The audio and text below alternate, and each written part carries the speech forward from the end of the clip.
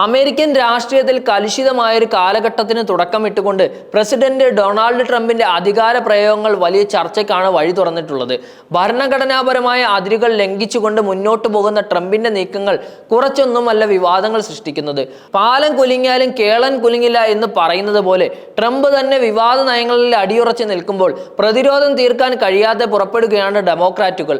American രാഷ്ട്രീയത്തിന്റെ ചിത്രം ഇതൊക്കെയാണ്. തിടുക്കക്കാരനായ ഒരു പ്രസിഡന്റ് ആയാണ് ട്രംപ് ഇടപെടുന്നത്. തന്റെ അധികാരം പൂർണ്ണമായി ഉപയോഗിച്ച് കാര്യങ്ങൾ വേഗത്തിൽ നടപ്പിലാക്കാൻ ശ്രമിക്കുന്ന ട്രംപിനെയാണ് നമുക്കിവിടെ കാണാൻ കഴിയുക. ഡെമോക്രാറ്റുകൾ ഭരിക്കുന്ന നഗരങ്ങളിലേക്ക് നാഷണൽ ഗാർഡ് സേനയെ അയക്കുമെന്ന് ട്രംപ് ഭീഷണി മുഴക്കി.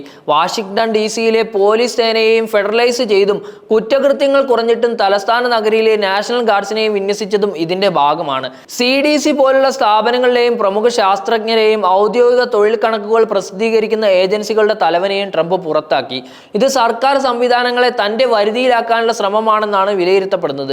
ട്രംപ് ആരംഭിച്ച വ്യാപാര യുദ്ധങ്ങൾ അമേരിക്കയുടെ സാമ്പത്തിക സ്ഥിരതയ്ക്ക് വലിയൊരു കോട്ടം വരുത്തുകയും ചെയ്തിട്ടുണ്ട്. അപ്പീൽ കോടതി ട്രംപിന്റെ ഇറക്കുമതി തീരുവ നിയന്ത്രണ വിരുദ്ധമാണെന്ന് വിധിച്ചത് ട്രംപിന് തിരിച്ചടിയായെങ്കിലും ട്രംപ് അതൊന്നും അംഗീകരിക്കാൻ ഇതുവരെ തയ്യാറായിട്ടില്ല. കൂടാതെ ട്രംപിന്റെ വ്യാപാര യുദ്ധം ഇന്ത്യയെയും ചൈനയും റഷ്യയും കൂടുതൽ അടുപ്പിക്കുന്ന ഒന്നാക്കി മാറ്റി. ബ്രിക്സ് കൂട്ടായ്മയെ ശക്തിപ്പെടുത്തുകയും ചെയ്തു. ഷാങ്ഹായ് ഉച്ചകോടിയും ട്രംപിന്റെ നയങ്ങൾക്ക് കടുത്ത പ്രഹരമാണ് ഏൽപ്പിച്ചിരിക്കുന്നത്.